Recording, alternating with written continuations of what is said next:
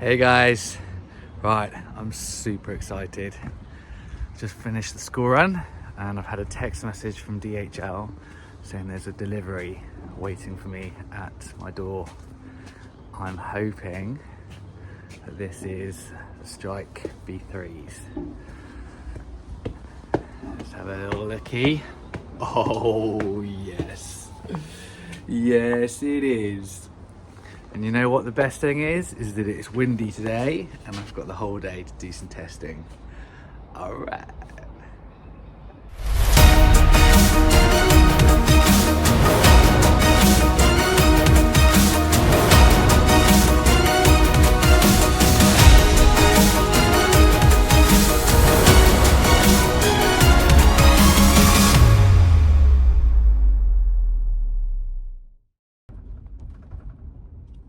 Alrighty, so we're on the way to the beach now. I'm very excited. It feels like Australia has been behind in terms of the release of the Strike. Like, I don't know, has it been out for about a month everywhere else? It feels like it. Anyway, we've only just got it. I'm super excited. I've exclusively been using hard handles for the last sort of 6 months or so. So it'll be really interesting to see that comparison. So I jump back to the soft handles.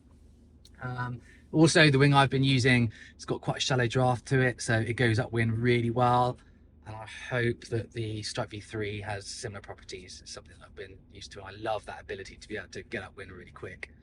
Forecast is looking pretty good. We've got this new generation of swell coming through as the day goes on, so I think it's great conditions for it. Sunny day. It is a bit cold, but yeah, it's going to be a good session. So I can't wait, and I'll check in with you in a minute. There she is. Okay, first impressions. Bag looks pretty familiar. Yeah, pretty much like the same, just different colours. Yeah, let's get into it. So it's going. This is going to be a bit clunky because I've got to do this one-handed. All right, so instructions of how to pack it. This is the load diffuser, which I've been hearing all about. Be interested to see how that is different.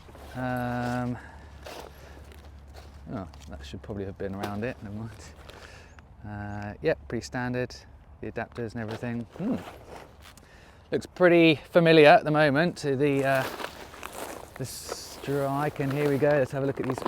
Yeah, these handles are definitely much stiffer. That's great. Let's have a look at other things.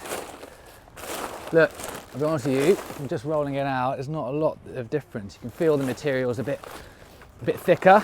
They've beefed it up a little bit, and obviously in the trailing edge, you can see that's been beefed up as well. All right, let's get this bad boy pumped up.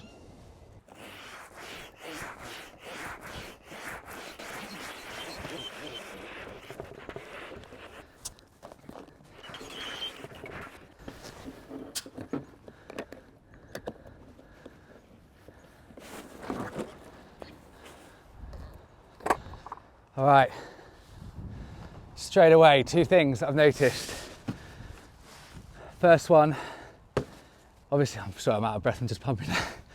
First one, inflating the leading edge and the strut separately. And I have to say, that's amazing. The first time someone suggested that to me, I thought, oh, it's just gonna be so annoying. But for that little bit of extra faff of like having to change the valves, it's definitely worth it because you can put extra pressure into the main strut and it's completely isolated. So it means when you're pumping, there's much less movement. I always will isolate them if you're given the option on other brands, but the fact that they've got now separate inflation's amazing.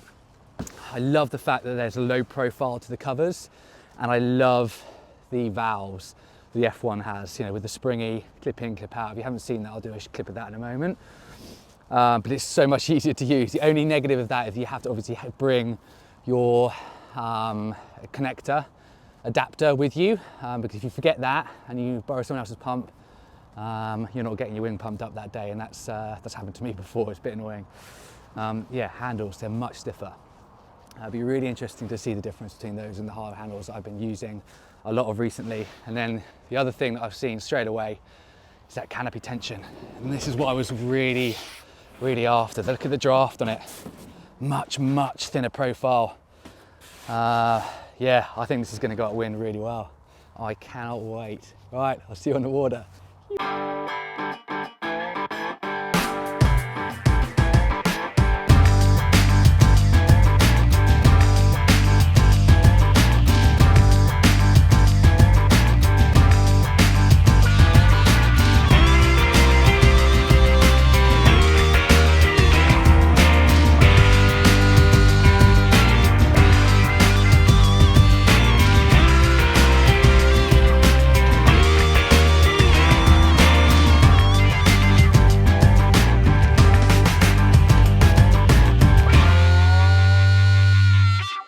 Okay, just back off the water, and as you can see, I've got a massive smile on my face. It was a really good session.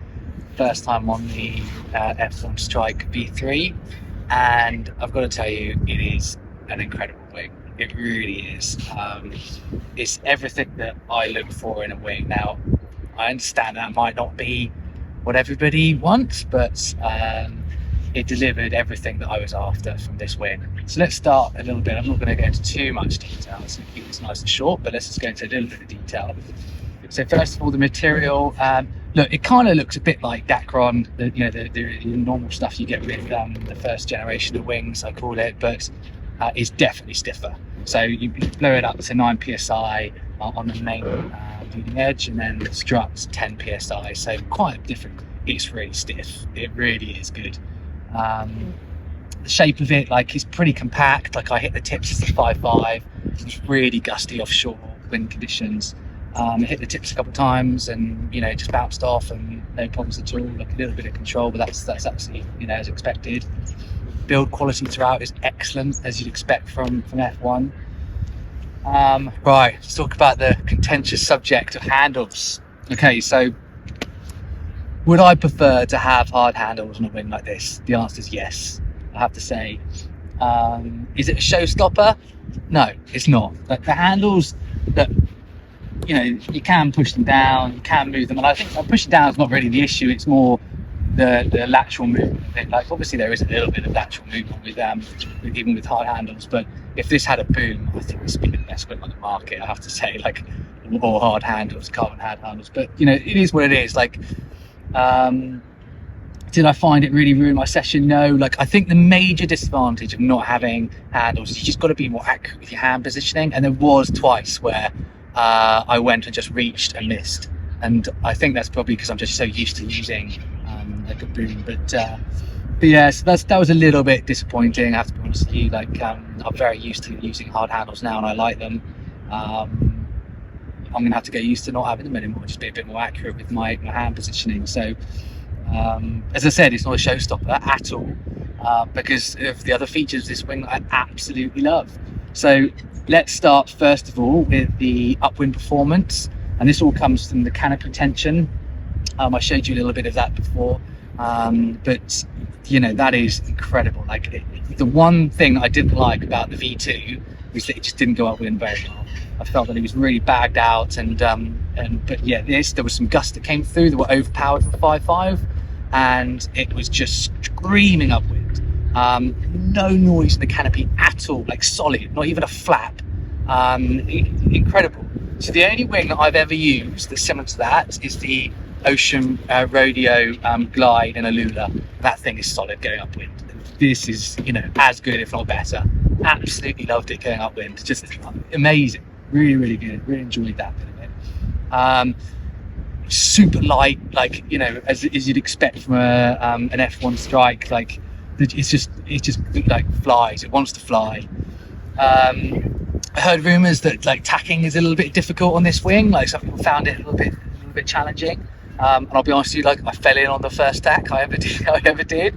I backwinded it, so I just wasn't used to the positioning of the wing. But after that, I didn't fall in a single time. It was, I didn't find it difficult. I found it very intuitive to tack. It kind of just wants to fly. It's so light, even if you get it wrong, you can manhandle it back into position you want it to be.